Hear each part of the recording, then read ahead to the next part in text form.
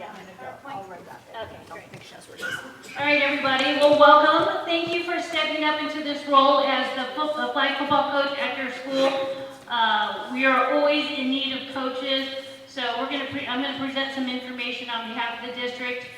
This PowerPoint that I'm presenting will be uploaded onto our Schoology code, so our Schoology athletic page. So take down that code. The entire presentation will be there, so if you have any questions later or I'm going too fast for you, you can review it and ask your athletic director any questions. All right, next slide.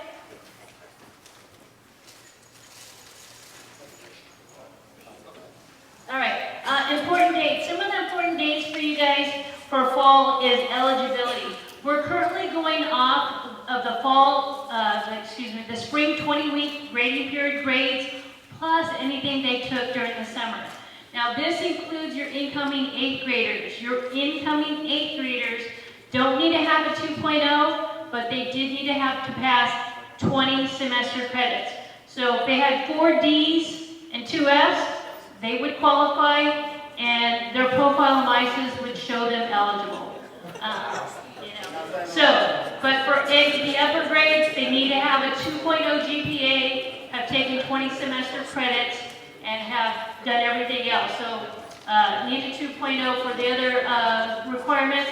The other thing is the rosters are due. So eligibility rosters, your athletic directors have probably already told you to provide them with a list of student athletes that are going to play for you. So just make sure that they get a list because they have a deadline of getting their roster in by the 8th. So that's just a short time away. So please help them out. And the next grading period for you guys in season is October 15th. So if you still have games after that point, they once again will have to achieve the 2.0 GPA. All right, next, coaching stipends. So for those of you that are teachers, you're going to just get a lump sum payment for your position, whatever rate it is, whether it's a rate 4 if you're the head coach or if you're an assistant coach, the 4622.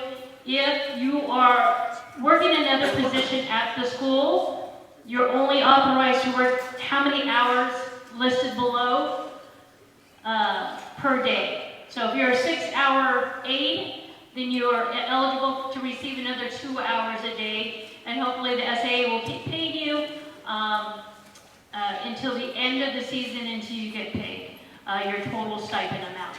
But if you're a 3-hour position, then you're only eligible for 0.75 hours a day. All right? Coaching requirements. For the returning coaches, you know all the requirements on NFHS. NFHS Learn has all of the coaching requirements for the most part.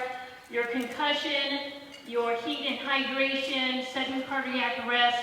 For the new coaches, you guys are going to need the coaching education course in addition to that. And just a reminder, first aid, CPR, AED must be taken through American Red Cross or American Heart Association. Okay? And if your certs are going to expire anytime during season, you won't be cleared for your funded stipend. So just make sure your certs are valid through December the 1st. Okay? And volunteer coaches, you guys have all the same requirements except you don't have to take the MyPLN classes. So for the teachers, the paid coaching staff, make sure you go online to take your child abuse and suicide prevention. They opened up like 2 weeks ago. So get that done. Help out your athletic director to get cleared to get out coaching. All right. Paperwork for the students haven't changed. I know most of the schools are using athleticclearance.com. Everything is on there except the physical needs to be given to the nurse, and a hard copy of their proof of insurance with their name on it has to be turned in as well to the athletic director. So just make sure you're collecting the forms, you're in communication with your athletic director, get a MISIS roster, whether it's the athletic eligibility list to see who's cleared. Do not allow any student that is not fully cleared to practice, because as a coach, it's your liability For those teachers, it's your job, it's your credentials, so please make sure they're 100% cleared before they're out there. There is one rule that changed a couple of years ago. If they are cleared with everything but they don't have the GPA, they may practice. They cannot compete, but they may practice if they're cleared with everything else. You do not give them a uniform. You do not let them sit on the sideline during the game. They can only practice. They don't go on the bus. They don't get anything extra other than practicing with the team. All right? All right, just a couple things, clearances. When your student athlete is injured, make sure that they are seeing the nurse and you're following up to make sure that they get cleared with the doctor's note. If it's more than 5 days, consecutive days, due to any type of illness or injury, make sure it also shows the clearance in MISIS, and you're either reaching out with your athletic director or the nurse yourself to make sure that that clearance is shown. The doctor note is turned in, because you don't want a student athlete who's been coming back from a illness for more than 5 days automatically playing. We just want to make sure that they're checked out and that they're ready to go to compete again. Holiday and Saturday practices.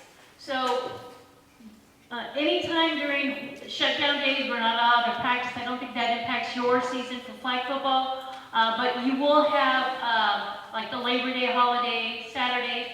If you're going to have practices on the Saturdays or holidays, they have to be voluntary practices. Students cannot get dinged for not attending during that time.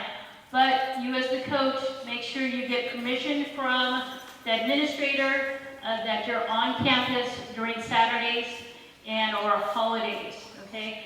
It is required to have a certificated staff member on campus, not necessarily at your practice, but on campus whenever you have those Saturday practices or holiday practices. And there's absolutely no practices or competitions allowed on Sunday. Okay, just a review of employee code of conduct. Just do your best to make sure that you're avoiding any conflict of interest, declining gifts, any type of improper influence, family members and associates. I know that usually doesn't happen in flag football, but we're required to tell you. And just maintain appropriate relationship. And I'm going to emphasize this one because we have some younger coaches in here. Some of you guys are alumni from your school. When it comes to the students, they're your athletes. They're not your friends.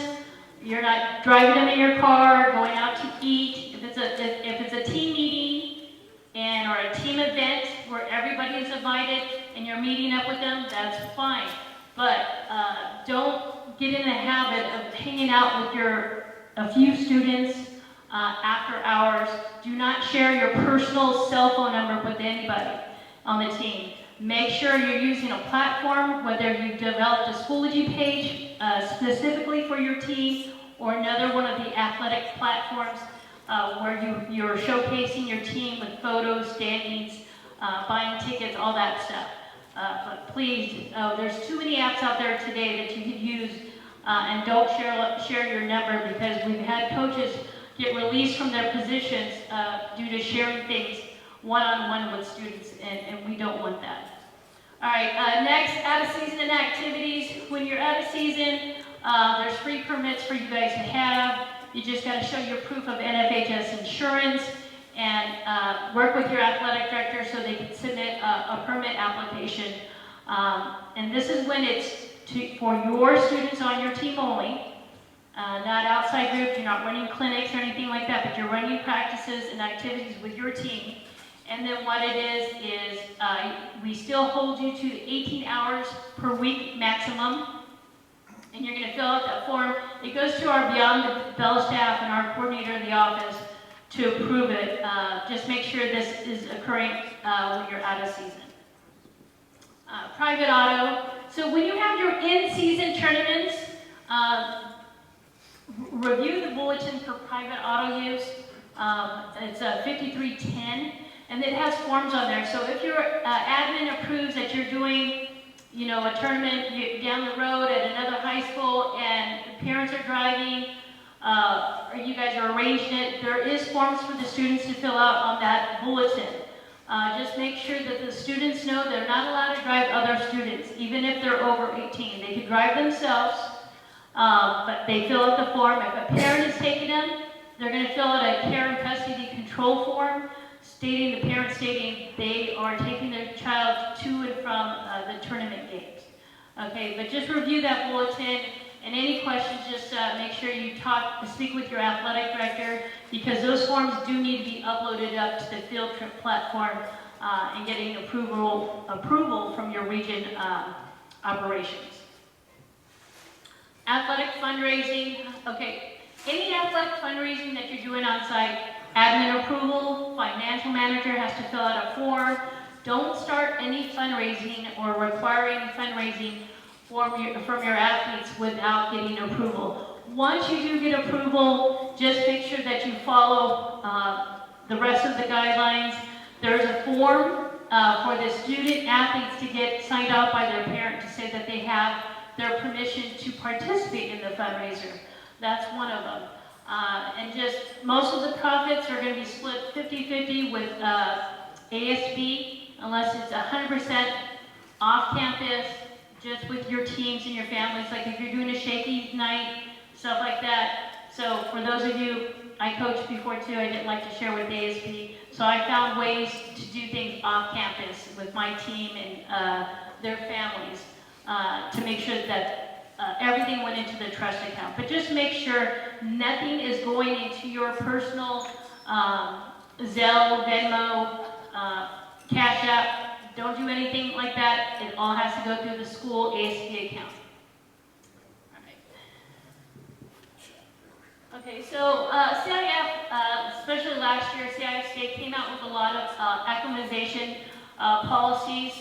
Everything in terms of getting the students outdoors and getting comfortable with the heat. Just make sure it's gradual, start slowly, build up, increase intensity. Make sure you have water readily available. Don't rely on the students to always bring their water bottles. Some are really good with it, some are not. So just make sure that you're teaching them the importance of hydration, and encourage them, and make sure you have water breaks during that time.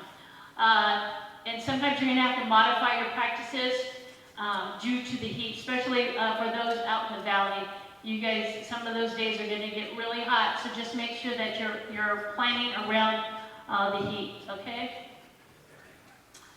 Emergency action plan. So last year, CIF State made it mandatory that every single team has their own emergency action plan. So the templates are online on CIF's website, on LAUSD athletic website, and what it is you guys are going to have to plan who's opening the gate, who's getting the AED for your specific team, and you have to practice it. Once you're done with it, you're going to make sure that you give it to the athletic director, because it needs to be uploaded to the principal's portal. And I say that because we've had our coaches go down.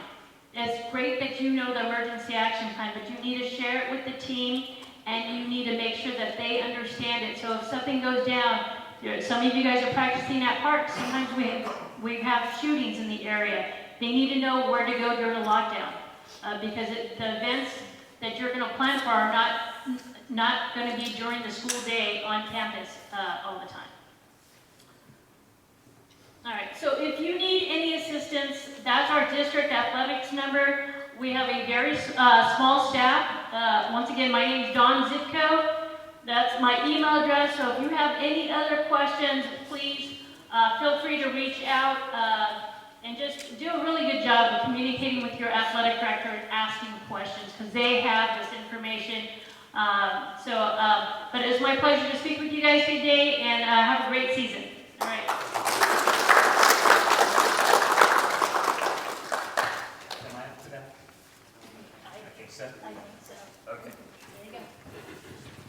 Okay, I will be the least popular member in this auditorium. All right, ladies and gentlemen, if you don't know me, I'm Nelson Bay. Some of you, I've officiated your games. I am now the new lead instructor for flag football in the LA unit of officials. Okay? So, we've got some things to talk about, don't we? All right? So, what I didn't expect was for NFHS to do such drastic rules changes this year, but hey, let's adjust. So, this is all stuff from Tony Crittenden's presentation last year. Alexa, can we go to the next one?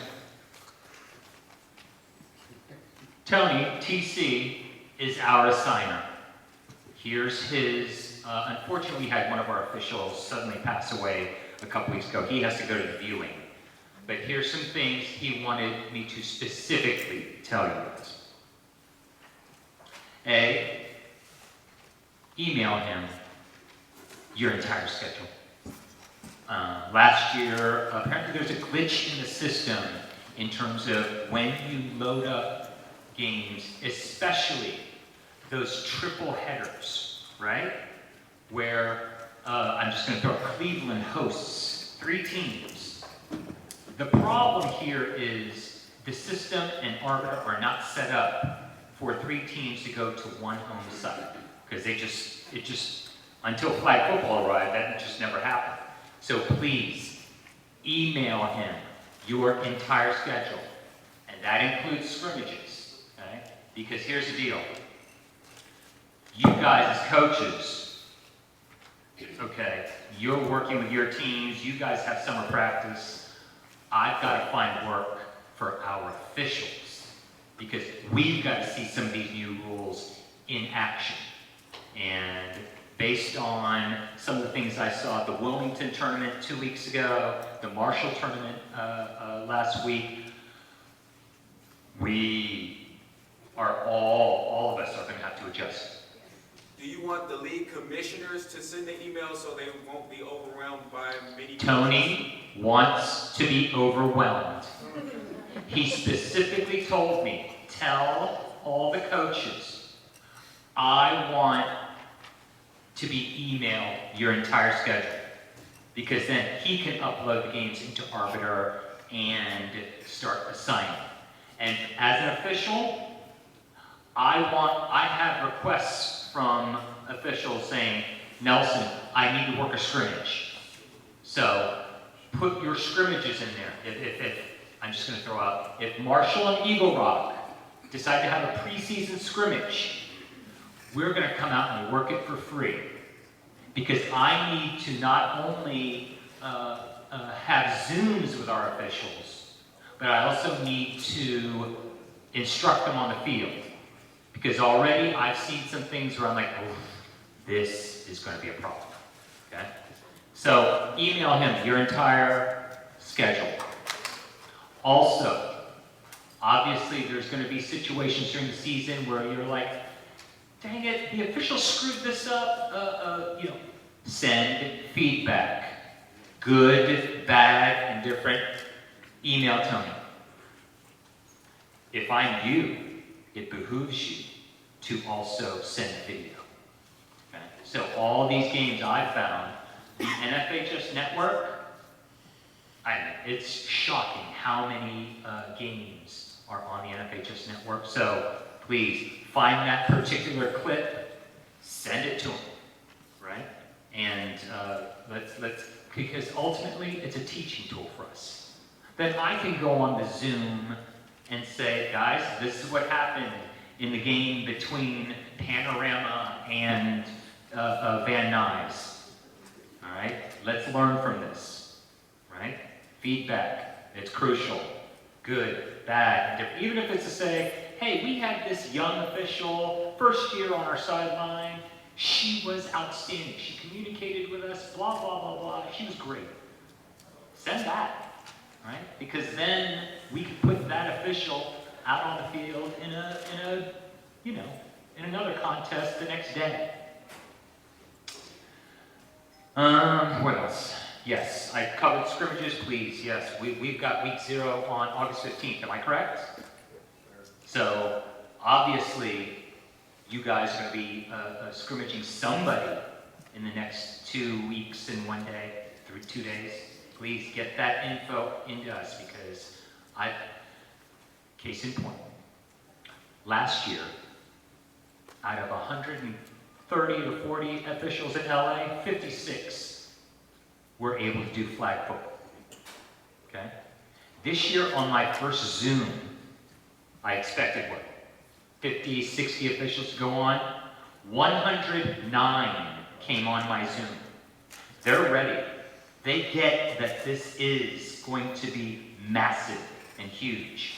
And when I read in his newsletter last week, there's 85 teams in LA, the city section.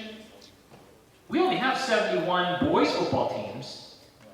85 already? And then next year that number's going to rise again. We are at the forefront of this explosion. And once the NFL sets up that pro league, once we have LA 2028, the Olympics here, and I'm sure many of you know Haley Witherspoon has a scholarship for flag football. That's crazy. And she's trying out for the U.S. national team. I mean, we're headed for big things in flag football. Big things. And obviously, I'm sure all of you have been notified about August 11th, the clinic in the Rams locker room. For those of you who went last year, I thought that was an amazing experience. You know, because they separated you guys after the initial talk from the officials, and we had our own thing. You know, wow. I learned some things because we're just not at that space where we're having off-season clinics and camps like that. So that was special, and I'm sure they have something even better planned for August 11th. I encourage you to attend just for the cool factor of being in the Rams locker room, getting fed really well, and you know, having a cool experience for 2 hours. Go, August 11th, go, register, go. Okay, it's now time. So obviously, you're going to have some questions, right? Because I had questions when these new rules came out.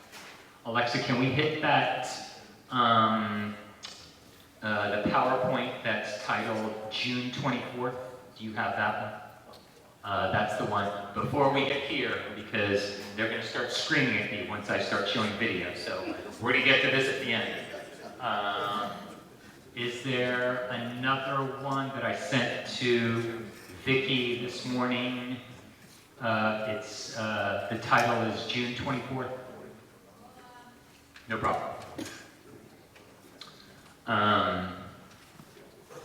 While we're waiting on the technical aspect, already I know the first major issue we're going to have is screen blocking. I've seen it.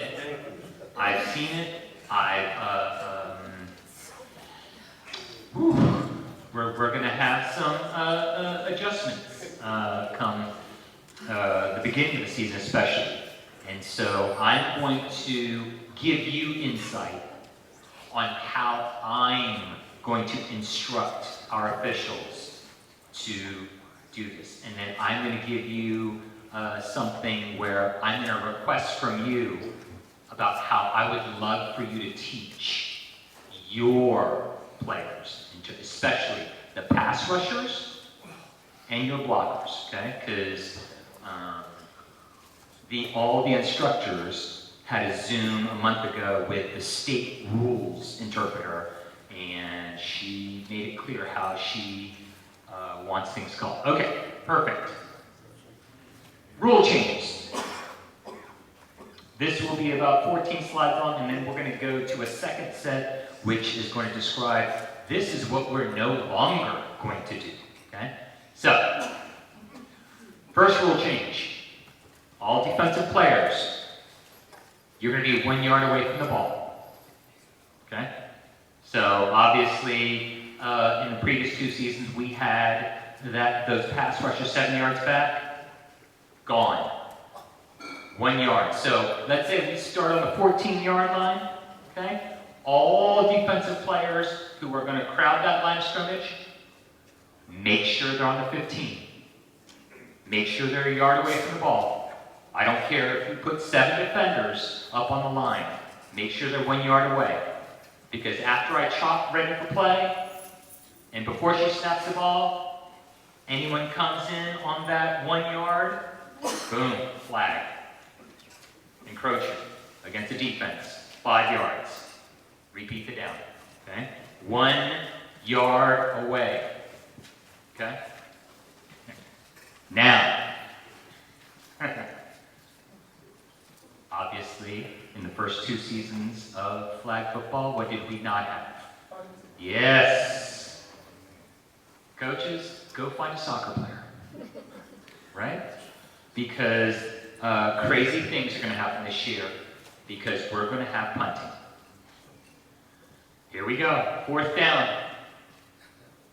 Those of you who've had me as a ref, you hear me on every down. Ladies, 3rd down. Got to get to the 40 for a 1st down. Boom. 4th down. Once I signal 4th down, my eyes are directly going to go to you, coach, because here's what you have to do. Nelson, we declare a punt. We're punting. Okay? You must declare on 4th down, I'm going to punt the ball. Okay? So, if you're going to go for it, just say, nope, we're going. Okay? Because once you declare punt, I'm just going to tell the world, we're punting, 4th down. No player on the kicking team can move until that ball hits the foot. So, Team A, you freeze until that ball's kicked, then go chase the punt return. If that kick goes downfield and bounces, the kick returner can field that ball and start running. Okay? So, if it touches the ground, it's live. If she wants to run it back, tell her to field it and run it back. Can you rush? Good question. No. Very good question. There will be no rushing the punter. Okay. So, let me finish this slide, and then you guys ask as many punting questions as you want, because I know it's coming. Wait till we hit screen blood. Woo. All right. My kick returner, it hits her and hits the ground. That ball's dead. Any muffs, that ball's dead. It hits any member of Team R, the return team, and it touches the ground, that ball's dead. Okay? If a member of the kicking team catches the ball in the air, that ball's dead. Now, obviously, a return player cannot advance a kick that's been up. Here's something that's wrong with this, because this rules interpreter, the state rules interpreter, changed this. When it says K may never recover a scrimmage kick, that's wrong. Here's the one instance, and it's going to be rare. It's rare. We'll probably never see it. The one instance where a kicking team can have possession of the ball after a kick, I boot the ball. The returner somehow muffs the ball into the air. Right? Crazy things happen on kicks, right? And a member of the kicking team catches the ball out of the air. That ball is dead right there. And the kicking team now has 1st down. That's the only time K will ever have possession of a kicked ball. That is the only time K will ever have possession of the ball. It's going to be rare, but crazy things can happen on kicks. And obviously, anytime a kicked ball crosses the plane of the end zone, meaning imagine a waterfall at the goal line. Okay? If that ball gets wet, tweet, touchback. First down, 14-yard line. Okay? Okay. Before we get to timing, kicking question. Let's go Aqua coach. Okay, so we have some kickers that will be able to kick the ball pretty high, right? Love it. Do you have to give a radius to allow the returner to catch it? Good question. I boot the ball. Okay? Let's say the hang time is crazy. It's 5 seconds. She's NFL ready. That hang time is so high. Right? I'm the coverage person on the kicking team. Right? I'm coming after the returner. I've got to give her 1 yard for an opportunity to catch the football. Don't touch the returner. Don't get up right next to her. She has to have an opportunity to catch that football. Okay? So, for all of you coaches who have the gift of a hang time kicker, God bless you. But tell your returners, coach your coverage people. Don't go anywhere within that zone of the return. She has to have an opportunity to catch the football. Go. Got a good one for you. I love this. It says all players freeze until after the ball is kicked, right? Yes. What happens if you hold the ball and they don't kick it? Well, I What do you mean, mean, well? There's no well. If you hold the ball and the time runs out, you can run the clock out. good I'm point. not saying they have to kick it. I got you. I got you. Froze there. They can't move. I got you. If you snap the ball and hold it, that's a delay. So, interesting point in that, let's say team A is up by 6. Yep. And it's 4th down. There's 15 seconds on the clock. 15 seconds left on the clock. She snaps it. I shouldn't be able to hold it. Oh, Win God. the game.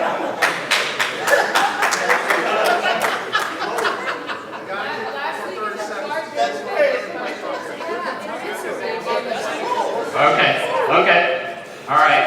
It's like 5 to 10. Of course, we're going to come up with scenarios of, oh my God, I'm going to call up our state rules interpreter Yeah, she said. because I can't make up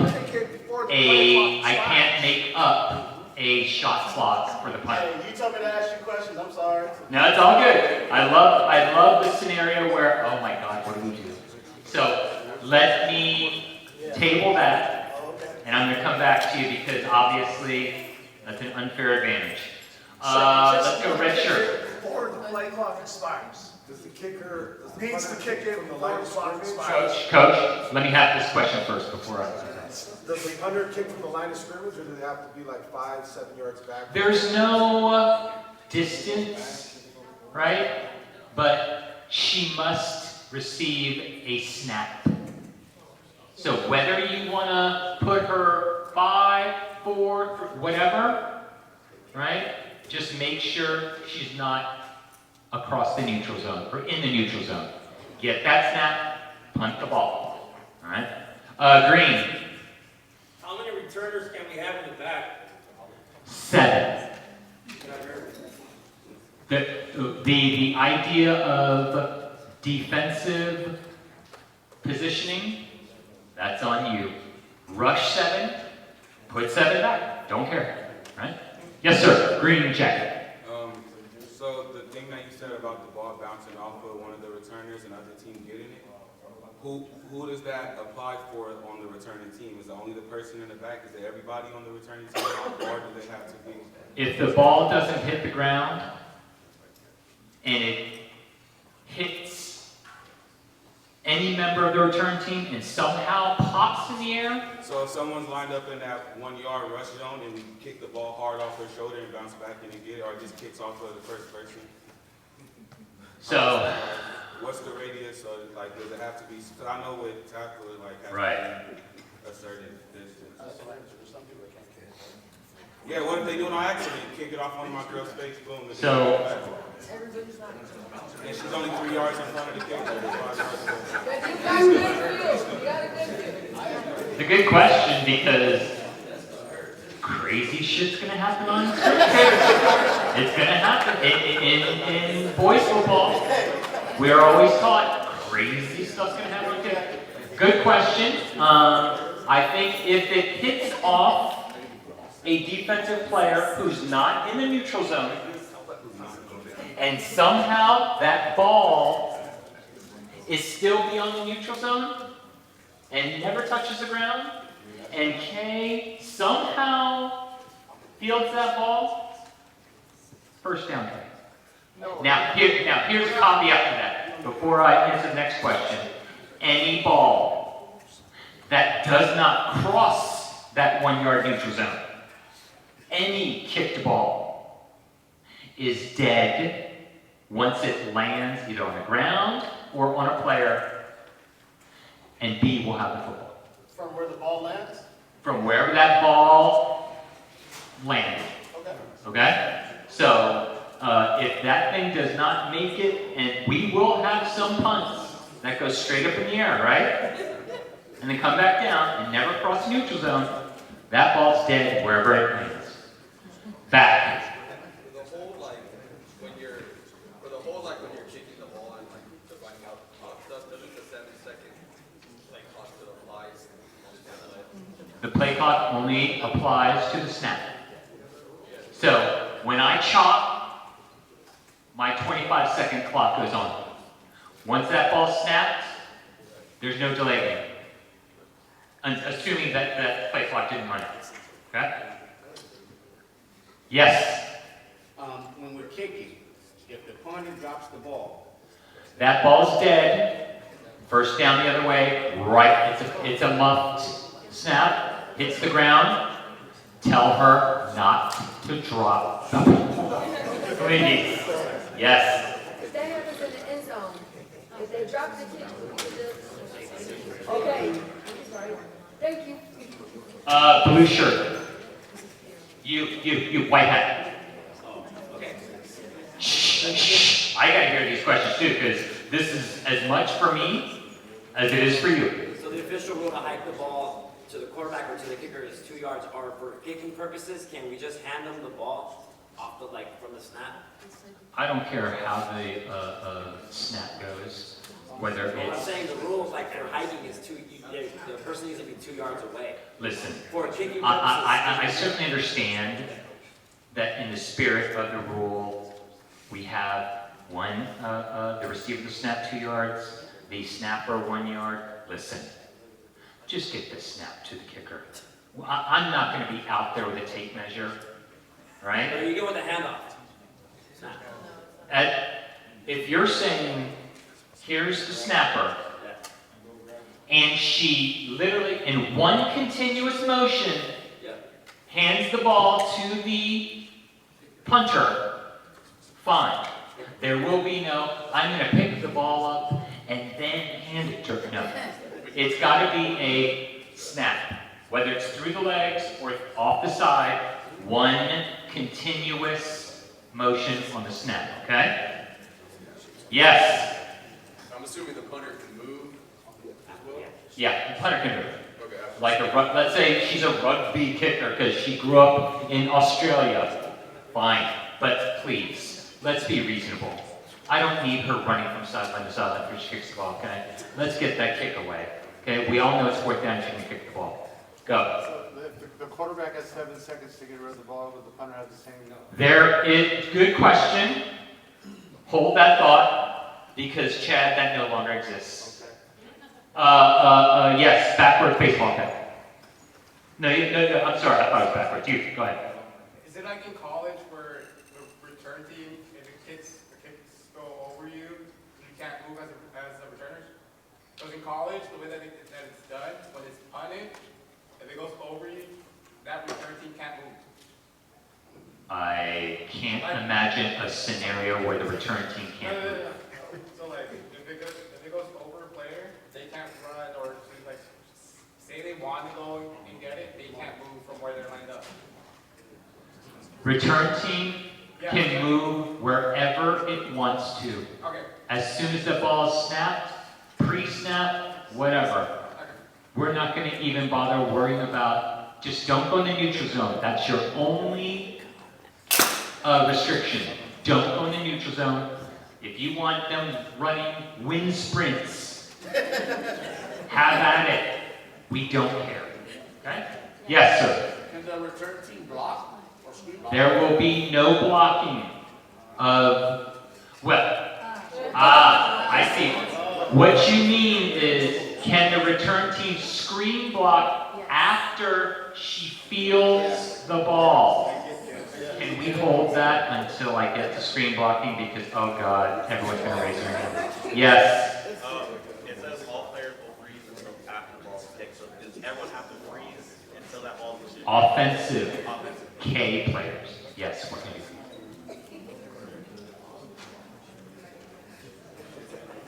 Okay. Our boss has spoken. I'm going to do one more question, and then everyone hold your questions. We're going to finish the PowerPoints, send them all in.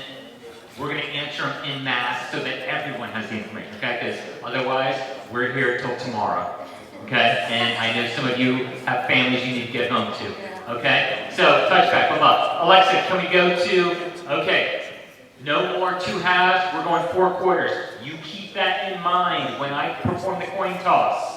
Okay? Because you have decisions to make. Do I want to start with the ball? Do I want to go on defense? If there's a wind going at 40 miles per hour down in San Pedro or Carson, you better start thinking about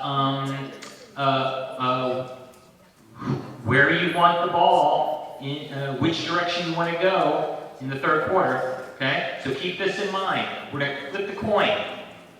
All right? My visitor is going to say heads or tails. Whoever wins that toss is going to decide whether I want the ball or I go on defense, right? And so in the 3rd quarter, when we come out of halftime, whoever's on defense is going to elect which way I go, right? It's just going to be like boys football, okay? Game clock will stop in the final 2 minutes of each half. So let's say a play goes and we pass the 2-minute mark and we get to 1:51. I'm going to stop the clock. 2-minute warning, coaches. This 2-minute warning will last 30 seconds. Do not have full-on, don't expect this to be a timeout. You get 30 seconds. At the 15-second mark, I'm saying 3 feet, let's go. We're going. Okay? So we get a 2-minute warning at each half. Unless, we'll get to that. Game clock will stop on penalties, touchdowns, scores, and change possession during the entire game. And if one of you is up 28-0, I'm not stopping this clock in the final 2 minutes. Okay? If you're getting beat in the 3rd quarter, 42-0, feel free to say, Nelson, keep this clock running. No problem. I got you. I understand. I'm not out to humiliate a team, right? So just communicate that, okay? Quick question. How much warm-up time do we get? Good question. What time are you going to get there? And I'm being snarky about it because if that game says we're going to have certain games at 1:45, you determine how much warm-up time you're going to get because at 1:45, at 1:41, that coin toss can happen. Yes. Wait, so if we get there, we only get 3 minutes? I didn't understand what you said. Could you repeat that? If the game starts at 1:45, my coin toss is going to happen at 1:41. If So we don't get there until 1:40, and how much time would we get in that scenario? Coach, in that scenario, I can't tell you. Just because, do I have a 1:45, a 3 o'clock, and a 4:30 game lined up? Is it a game by itself? You know what I mean? I will work with you, but we're moving along. She's telling me to move along. After touchback, the ball will be put in play for the 14. All right, that's where we're going. at the start of each half. And after a safety, we're going to the 30. So memorize those 2-yard lines for your offenses. We're going to start on the 14 on the first possession of the game, the first possession of third quarter, and we're going to go to 30 on safeties. Moving along. Okay. Flag guarding is a new thing. All right? I'm running down the field, and obviously my free hand is like this. The flag for flag guarding will not be thrown unless there's contact between the offensive player and the defender. You're hearing me, right? I gotta have contact. There's no more of this subjective, well, no. There's better be hand or arm or ball contact with the defender, and it better be significant so I can see it in order for there to be a flag. Okay? Okay. As soon as your team scores a touchdown, all right, I want to hear from you guys. Nelson, we're going for 1. Nelson, we're going for 2.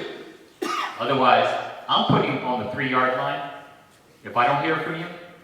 And you better scream at me loud if you want that ball in the 10. Okay? Next slide. Okay, oh, and if my girl picks the ball off during a PAT, that ball's dead. She cannot run it back for 2 points, all right? Okay. Guys, we're going to send you all these slides tomorrow morning. I see you all taking pictures frantically. We're going to email them to you. Thank you. Okay. Come up with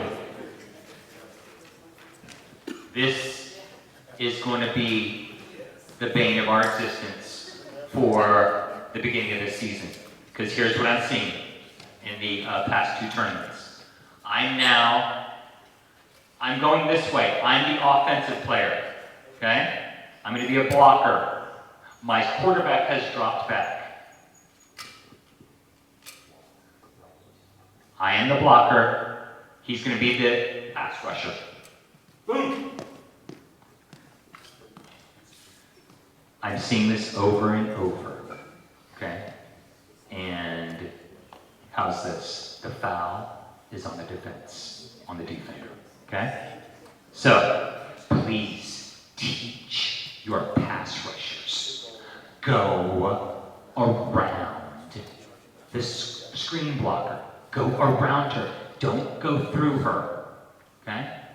Because this, there's 2 things. It's right of space and right of way. If the pass rusher goes into me, I got to throw a flag on defense. The only time I'm throwing a flag on the offense for illegal block, come to my side. Move in their way. So, the defender has come even with me. Hear my words. Even with me. And I slide and create contact. At any point before then, flag on the defense. Am I going to throw a flag on every play?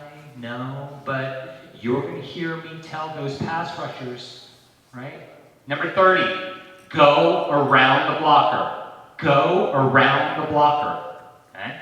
You've got to emphasize to your pass rushers, go around the blocker. Because if she tries to go through that blocker and makes, hear my words, impactful contact, I gotta throw a flag, and I hate throwing flags, right?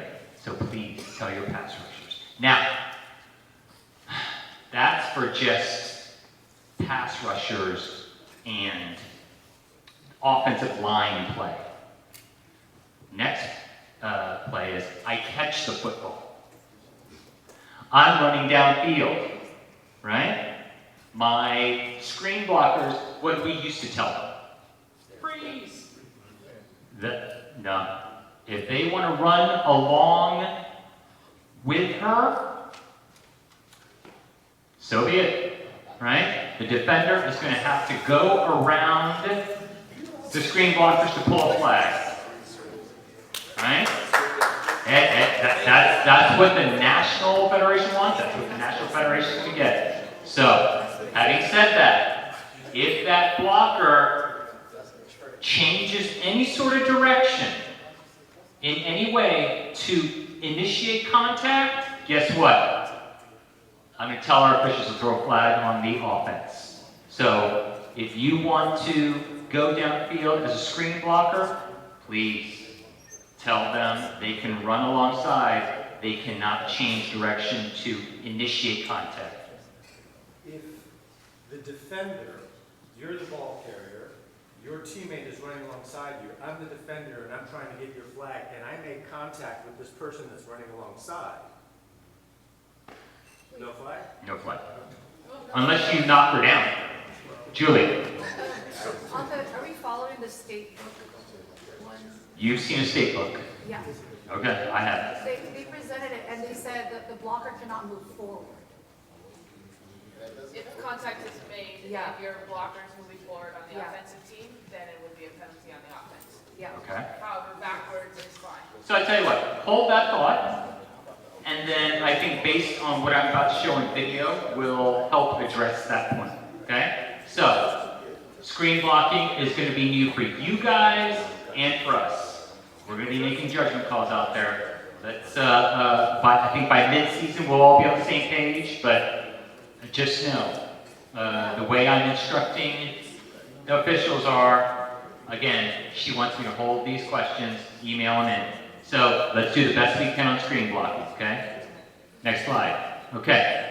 I'm running, for some reason I fumble that ball and it rolls forward and out of bounds or whatever, it hits the ground. We're coming back to the spot of the fumble, okay? Keep that in mind. Tell your ball carriers not to lose control of the ball. Next slide. Okay. I catch the football. For some reason, I'm missing a flag, right? Tell your defenders, touch her. Don't punch her. Just tag her. She's down. So for whatever reason, if she is missing a flag, one hand touch ends that play. Next slide. So she doesn't have to have a flag to start the play? That I didn't say that. What I mean is, for some reason, that flag somehow came off, whether it be due to a defender pulling it, which is a foul, which we'll get, but if for some reason she's missing a flag during a live ball, a touch puts her down. So, and get this, if your offensive players are still adjusting their flag and that quarterback snaps the ball, foul. We're going to call it a dead ball, illegal procedure foul, delay game. We're going to go back 5 yards. Tell your quarterbacks, make sure your 6 teammates all have their flags ready to go and they're ready to go. Do not have them, adjusting, putting things on when the snap happens. We're killing that play. We're assessing a 5-yard penalty against the offense. Okay. We're tied at the end of 48 minutes. We're doing another coin toss. Okay? Now, we're going to go and have what's like a college football type of overtime. All right? You're going to have, the winner of the toss is going to have the option whether I have the ball first or I have the ball second. All right? Whoever has the ball first is going to go from the 20-yard line heading in. Obviously, you have 4 downs to score. Right? If you score, great. Go for the PAT. Team B now is going to get the ball at the 20-yard line. And they're going in. And now they know what score they have to get in order to win or tie. So both teams will have a possession in the first overtime period. Okay? The only way you don't get a possession is team A drops back, they have first possession, she throws a pick. Pick 6, game's over. That's the only way. So in PATs, ball is dead on a pick. In overtime, ball is live. Okay. Let's say we're still tied up the first overtime period. Okay? Whoever lost the coin toss is now going to select whether they go first or second. Keep that in mind, coaches. Okay? So if you lose the coin toss and we're still tied up the first overtime period, you know, you're going to make a decision whether you want to go first or second. Okay, you get one timeout per overtime period. So in those 2 possessions, you get 1 timeout. And the ones that you didn't use in the second half of regulation, they don't carry over. Okay, we're still tied after 2 overtime periods. And in the 3rd overtime period, you score, you must go for 2. No options, all right? I'm not going to bother asking. You score in that 3rd overtime period, we're putting the ball on the 10-yard line, and you either get 2 points or you don't. This applies to regular season and playoffs? Yes. So no ties? There will be no ties. We're going to overtime. We're going to overtime. There will be some sections in California who don't go overtime, but our boss said, oh, we're doing overtime. So keep that in mind. My phone number, my email. I'm going to ask that question about, stalling on the punt when you're up. But anything that you have to ask, whatnot, please hit me. I'm open to any questions. Nelson, you screwed up that call, and blah, blah, blah. Alexa, can we go to the July, I think it's called July 8th or something like that, because we'll be real quick on this before we hit 2 quick videos, and then let's wrap this up so you guys can beat traffic home. But,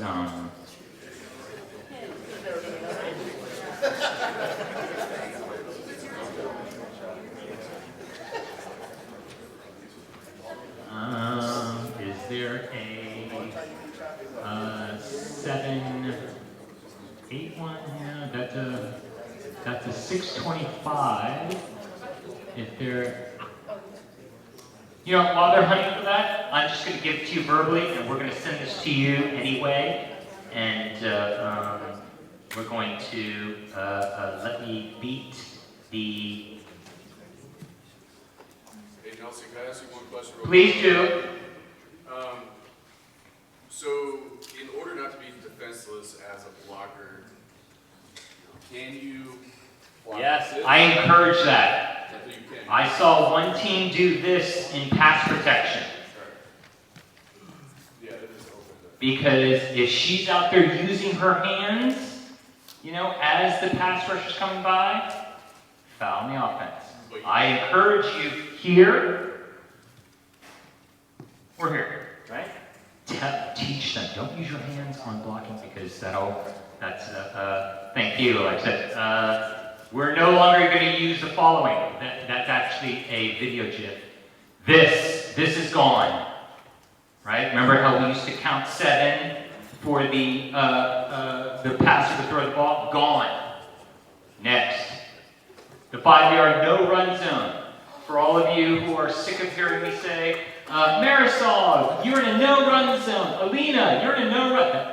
That's gone. Run. Next. Okay, remember when, the quarterback would ask me, am I open? Am I open? Hey, if she wants to run 4 times on first down, second down, third, have at it. I don't want to count how many times she ran within a 4th thing. She is able to run as much as she wants. Okay, diving is legal. Yeah. So, here's the end zone. And she's running towards the end zone. And she wants to dive across that goal line. Ain't no flags. If that's the first down line, the 20-yard line, and she dives, First down if she makes it. Oh, there was never a rule to prevent it. So if we could dive, can we hurt him? Over a defender. There will be no hurdling, because they don't want, apparently diving is not a safety issue, hurdling is a safety issue. Okay, 2-minute warning, I've already covered that, next one. Okay, this is important. We're going to deal with hashes, and this is direct from Eric Sondheimer's newsletter, but it doesn't come out clearly. Here's the deal. If we're going to have hash marks this year, this is how I want you to tell your people who set up the field to set up the field. Obviously, most of you use one sideline, usually on the press box side, as a real sideline. Obviously, the other sideline is going to be 40 yards away. Usually you set up great cones. All right? Now I need 4 more cones. Take 13 big steps in from each sideline and put a cone down. There's going to be hash marks. Do it on the back sides of both end zones. Because if I run or catch the ball and I'm down in this area nearest the sideline, we're bringing the ball back to the hash, not the middle of the field. We're bringing the ball to the hash. So please, 13 is the key number, right? The hashes are 13 yards apart. The field is 40 yards wide. That means 13 in this way, 13 in the other way. There's going to be theoretically 13 and maybe 14 in between them, but we're going to have hash marks. And we're spotting the ball on the hash marks when the ball ends in the side zones. Clear? Moving along. And please, if Tony is specifically asking, by the time we get there, please have this field set up. Now, I know a lot of schools, just, especially for the 145 games, I'm fine as the white hat, grabbing cones from you and setting up the hashes, but please, if there's any way we can do that before game time, it'd be great. Next slide. Hash marks are 13 years apart, great. 28-point differential. We're going to run the clock. Good. Okay. Yep. I had a coach last year. Nelson. Number 14 is wearing sunglasses. I'm like, is that illegal? Okay, maybe it is illegal. This year, it's illegal. Okay? Unless they're tinted prescription sunglasses, tell them to take them off. Sorry. Next slide. Okay, punt must be declared, punt must be declared, punt must be declared, okay? Scream it at me. Nelson, we're punting. Nelson, we're going for it. All right, next slide. Okay, that's going to be anytime it doesn't go past the neutral zone, it's dead where it lands. Next slide. Here we go. You better teach your returners, all right? This is a good signal. All right? This is not. But if I see her do this, and she catches the ball, I'm killing it. Right? So whether a fair catch signal is legal or illegal, I'm killing it, and I'm putting the ball right where she caught the ball. If you want her to return that football, tell her to keep her hands down. This is what I will allow. Right? Because if that sun is blazing right in her eyes, I'm going to allow her to shield her eyes, right? But it better not wave. I'll allow her to shield her eyes, but as soon as she fields that ball, right? She shields her eyes, she doesn't see it, it hits her. And it better hit the ground. Because, hey, what I'm saying is, if that ball pops in the air, anytime the ball hits the ground, it's dead. Anytime the ball hits the ground, it's dead. Anytime, meaning it has hit her and falls on the ground, it's dead. Anytime. Anytime. unless it's muffed into the air, anytime it hits her in the ground, it's dead. Next. Okay, so we covered this. It's muffed into the air. Somehow your kick coverage person fields it out of the air. It's your ball. The ball's dead. What if it bounces forward though and it catches the receiving team? Is that forward? Anytime the ball is muffed by the return player and it's still in the air, hasn't touched the ground, and K catches the ball out of the air, first down for K. What is that? Are we under nuclear attack? Are we good? Or is it just a, okay. 1 yard danger zone I covered. Next slide. Okay. Alexa, can we go to, I have 2 final things to cover. It's going to cause a lot of discussion. Please, temper it down. We'll talk about it after the play. But here's what I want. Is Coach Tuberossi here? Right here, Nelson. How are you, man? So, Good to see you. you're not allowed to vote. Okay? You know it's about to come. Is Coach Sala here? You're not allowed to vote. You know exactly what I'm about to show. So, everyone else, I want you to watch this play. And then you tell me, by show of hands, I'm going to ask, who says this is a foul?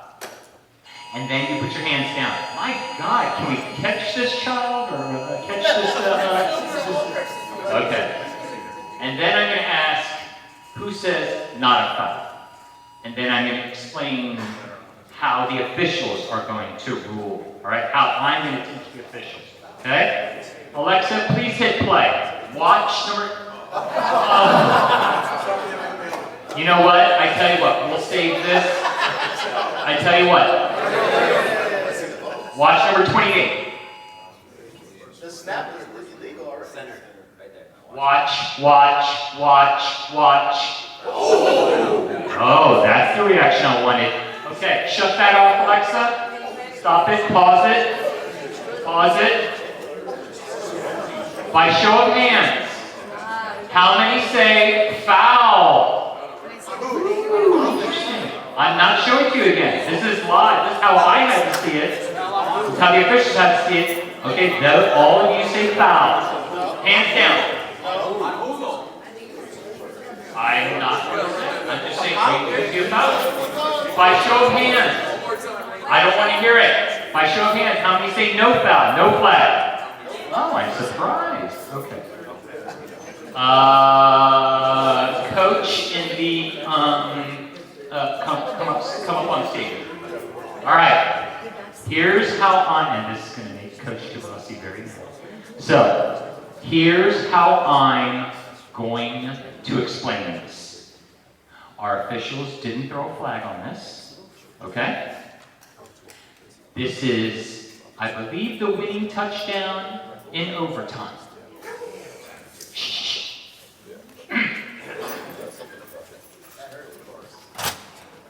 My man, I weigh 152 pounds soaking wet.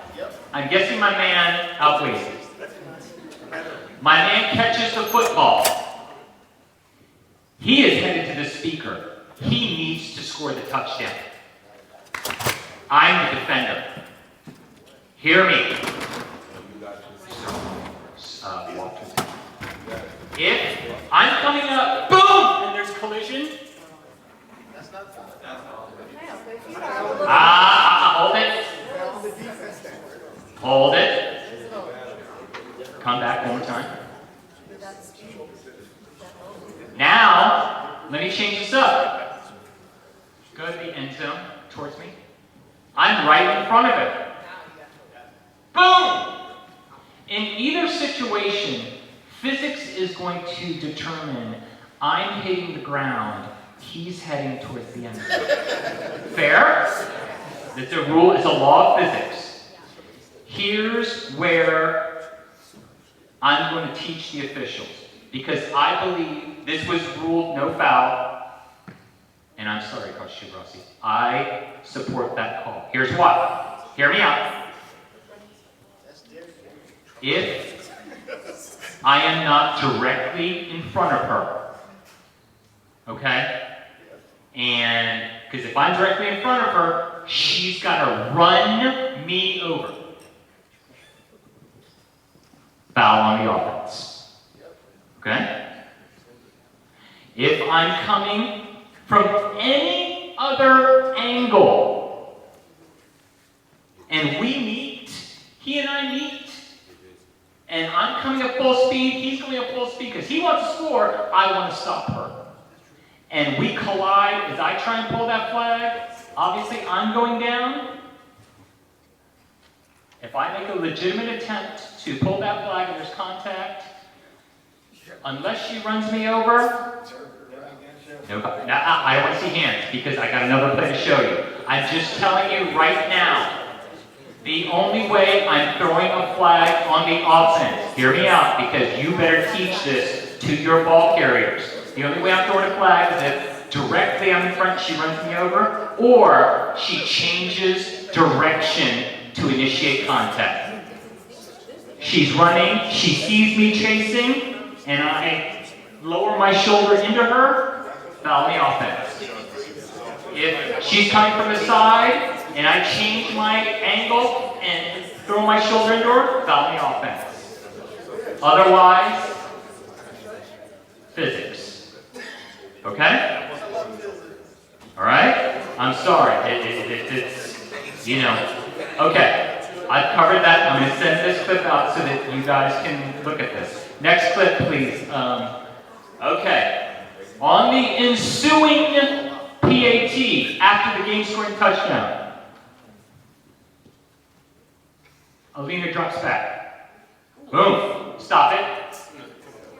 Okay. Once again. Passers came in. Alina was ready to throw the football, right? Passers came in directly in front, went one hand on each side to pull a flag. Right? I'm right there. I'm the white hat right there on the right side.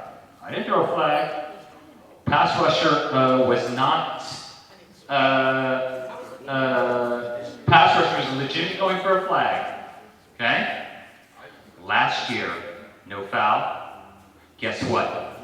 In 2025, foul. I'm told specifically by the state rules person, foul.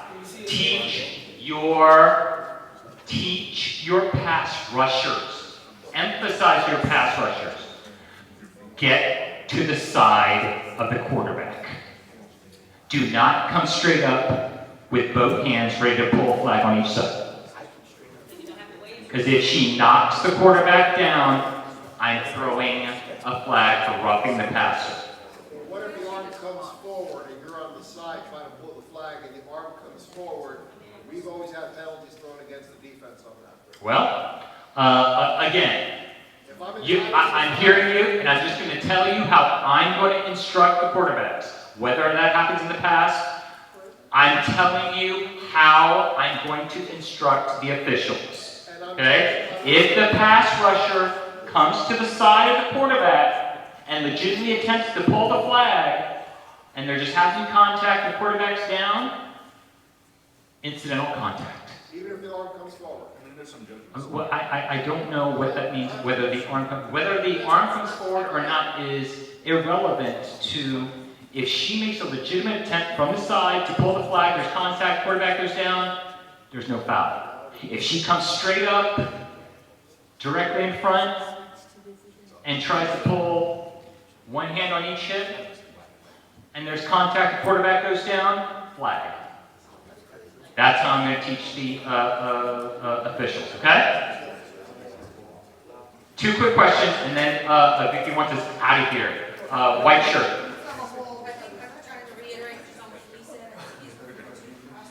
Help me out, guys. In an instance where they come up, they break down, they put their hands up. Good.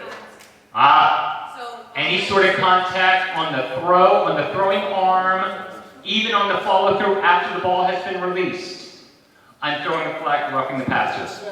Tell her to stay off the arm. Any contact, even on the follow-through, and the quarterback has initiated contact because her arm is going forward. And you just told us if the flag is on the side, that's what I said earlier, if I go for the flag on the side and the arm comes forward, you're saying two different things now.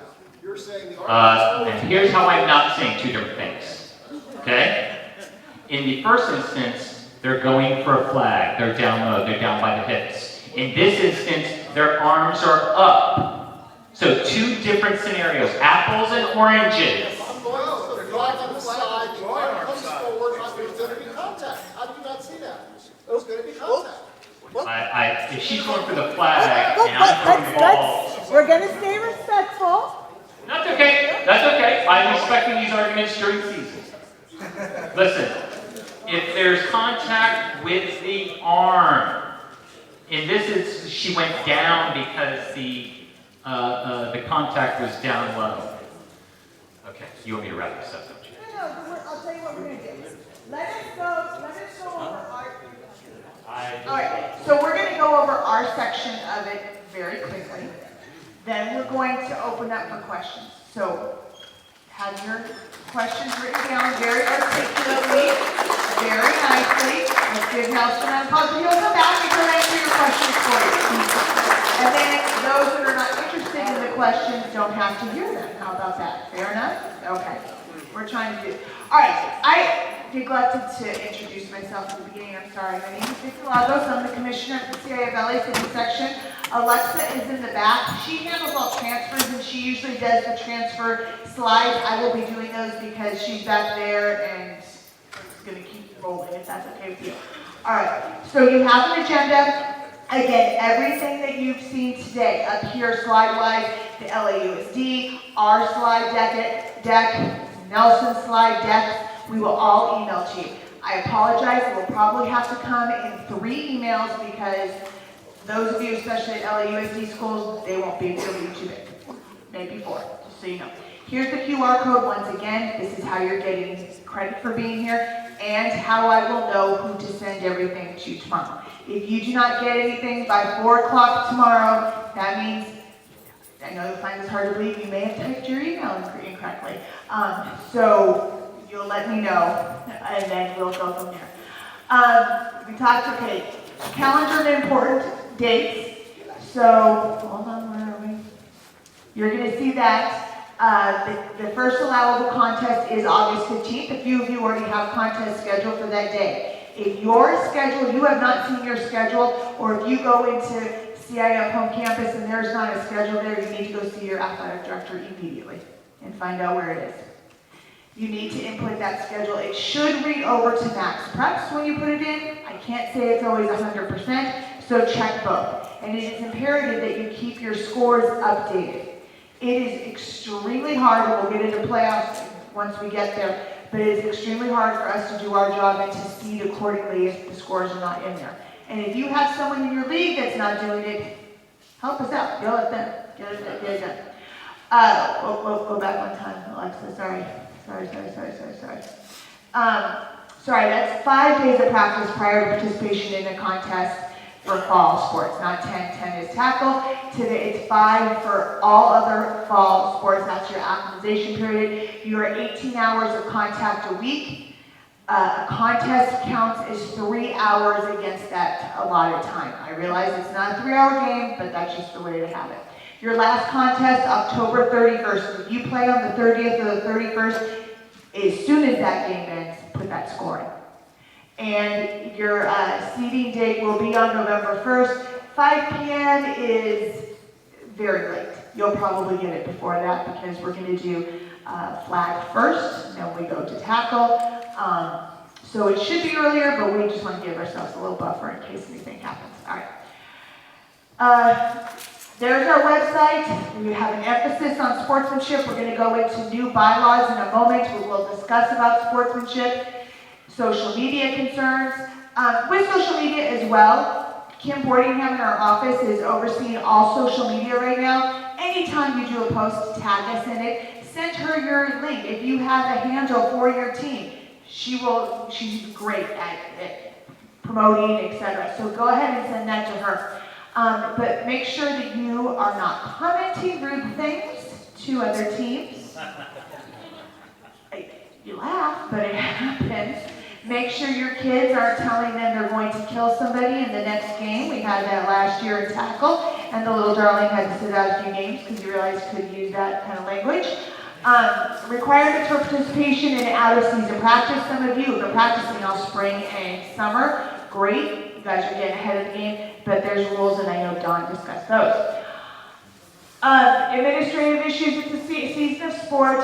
We said confirm your schedule with accuracy, honor your schedule agreements. There are no schedule changes unless absolutely necessary. Obviously, heat is going to be an issue, especially for some of these first weeks. Try to make that decision early. And I know it's hard, but especially with buses and the limited amount of buses, if you don't cancel that game before they get there and the officials get there, you may have to pay half a fee, et cetera, et cetera. And it's just common courtesy to not have a team, for example, ride from San Pedro to maybe Kennedy last year. It was very hot, but they made it under, and they say, oh, sorry, it's too hot, we can't play. That would not make the good people of San Pedro happy. Maintaining a safe environment, routinely check your field. We know you're sharing the field, often with maybe the baseball team. They're coming out for sixth period, whatever the case is. Make sure there's no ball, errant ball, sprained ankle on it, whatever the case may be. We talked about making sure the hash marks are done clearly. It's not enough just to stick out cones. You need to have the pylons. You need to have a working marker. Down marker, right? Down, thank you. Please make sure these are done. I can't tell you how many games we've gone to and there's no down marker or a person doing that, whatever the case is.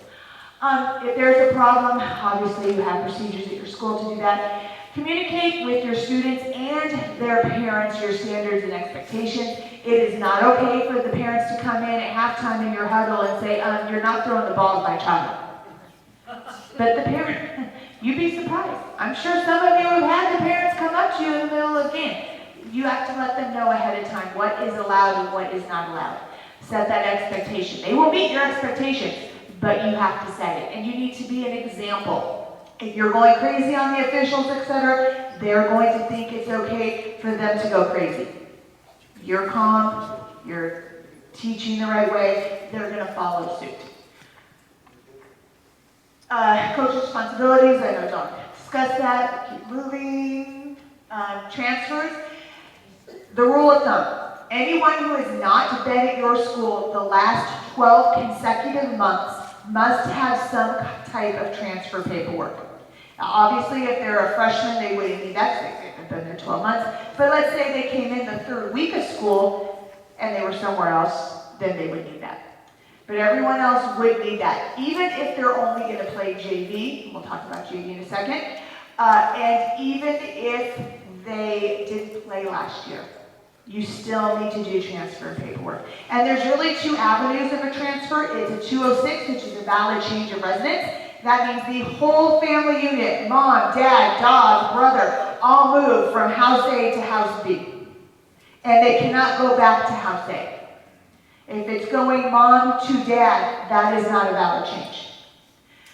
There's a lot of documentation that's required of that. There's 5 pieces, including utility bills, closing and opening, driver's licenses, that rental agreements. You'll work with your athletic director.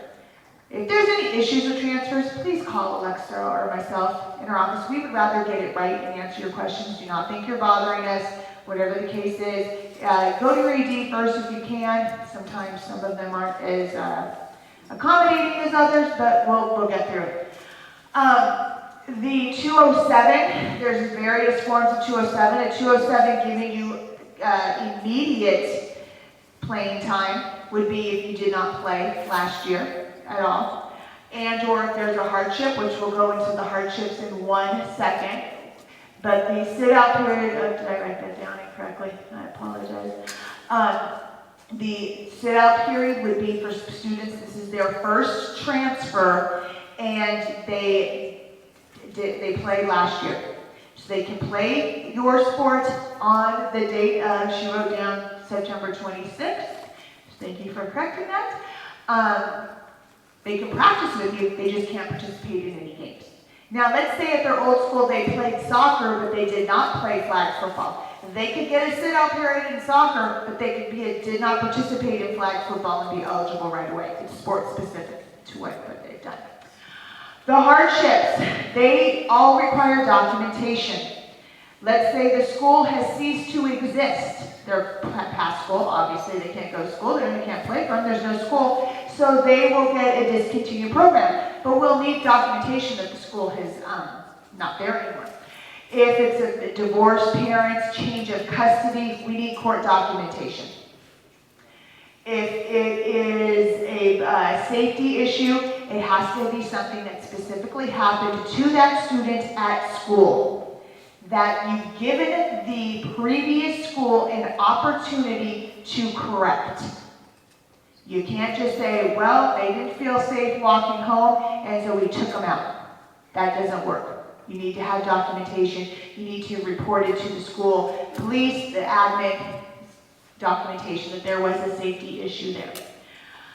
If they left your school and they went from Eagle Rock, they went to Pasadena, they realized Pasadena blows, I'm going back to Eagle Rock, but didn't play in Pasadena, that would be a 2ADA, return to previous school, and they would be granted eligibility right away. There's other hardship waivers. These are very, very difficult to get. They're an age waiver. If you turned 19 prior to June 15th of the school year, that would be you need an age waiver. And if you required more than 8 semesters. We are not the NCAA. We do not have medical red shirts. I am very sorry if Susie broke her ankle last year and didn't get to play in the game. I am empathetic to injuries. However, that does not give her another year of eligibility. If they are an ESL student or if they are a SPED student, whatever the case is, that does not also give them a 5th year. They call it the butt to seat rule. When your butt hits the seat in 9th grade, you have 8 consecutive semesters to participate. Okay.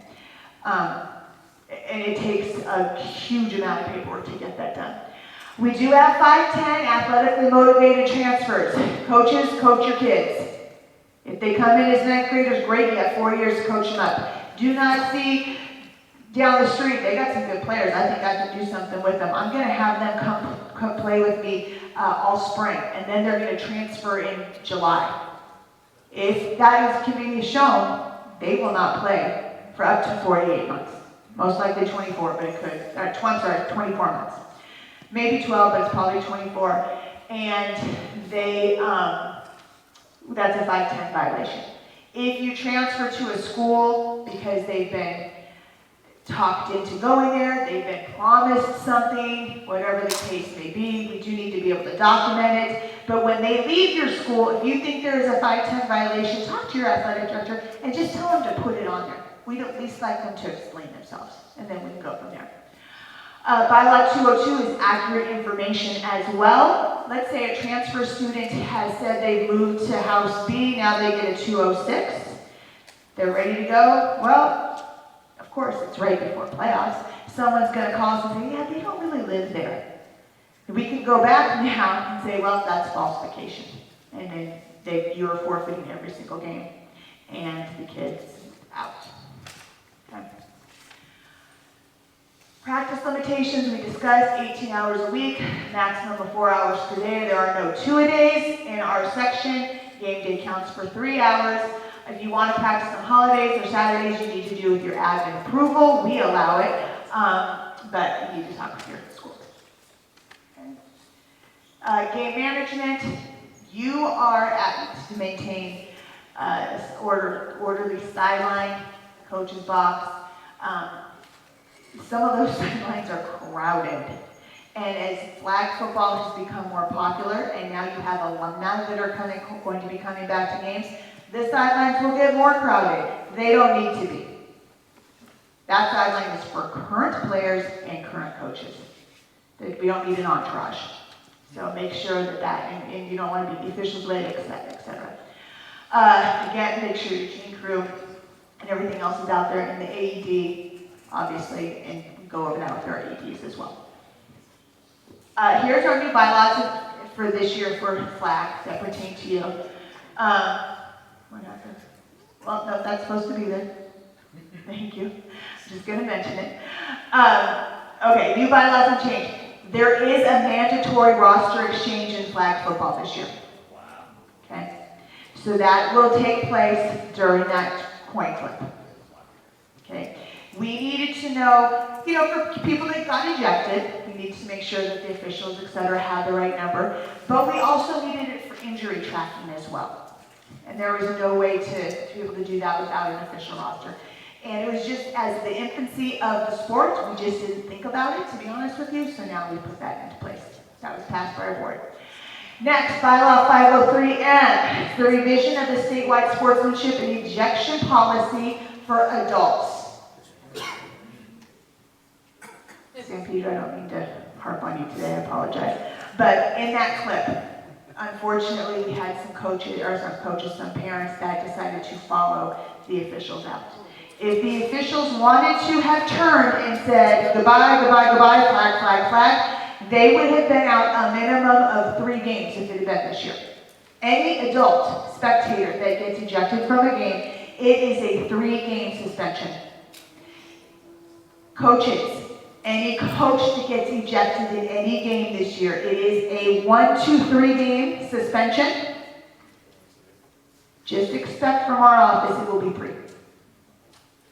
We have the leeway to lessen it with documentation, but it's because you telling me, well, the officials didn't know the rules, that's not going to be it. So expect 3 games. We have made that commitment with our executive committee, an executive committee member here, that is the expectation for sportsmanship in our section. Too many coaches, and I will tell you, in flag we didn't have too many. So good for you. Let's keep up that good work. But some of your counterparts, and I know some of my little soccer darling coaches are in here. We got some issues. But okay, but just so you want to know. Also, there are some leagues this year that are doing boys flag football as a club, so to speak, as a trial, to see if it's something that we'd like to put forward as a sanctioned event in the future. So don't be surprised if you're hearing about it and you're like, what's going on? Or if their school think they would all know by now. Just so you know that may be coming to fruition. Okay, seeding and playoffs. So for this year, last year we had open division, we had Division 1, and we had Division 2. We are at over 90 teams this year. We will now have an open division, 1 through 8 seeded, and we will have Divisions 1, 2, and 3 that will be 16-team brackets. So we wanted to make sure that we're keeping up with the growth. The date of the seeding meeting will be November 1st. Our seeding committee will be in our office. We'll give you more information as we move forward. Here's the playoff dates. We heard you last year. You were not happy playing 1 game a week. It drug the season out, kind of lost momentum. Some of your kids need to go play, are trying to go play basketball and soccer. You're having those kids. Some of you need to coach those sports as well. So these are our dates. Round 1, except for open division, we're going to discuss. We still need to decide if you'd rather play on the 5th or the 7th because they obviously have 1 less round.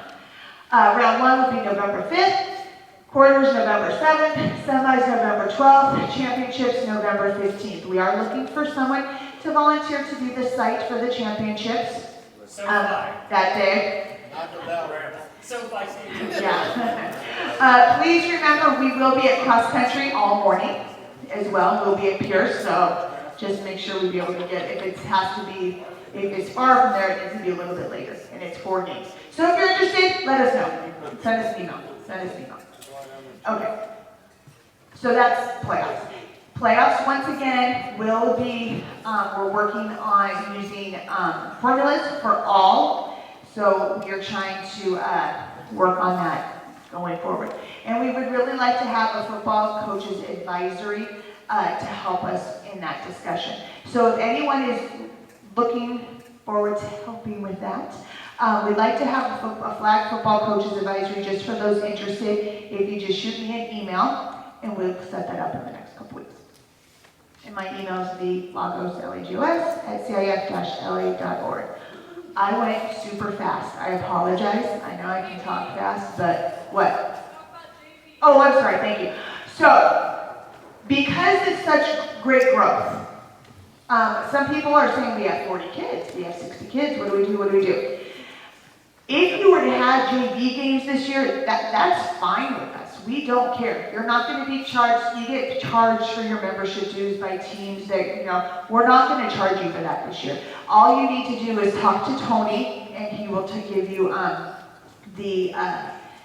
we have an amount in our book for JV officials as well. So if you want to have, and it may be something where you just do, you know, on a Saturday, we're going to bring 6 teams that have a lot of kids, and we're going to do JV. Just make sure they don't go over 28 contacts on the whole year.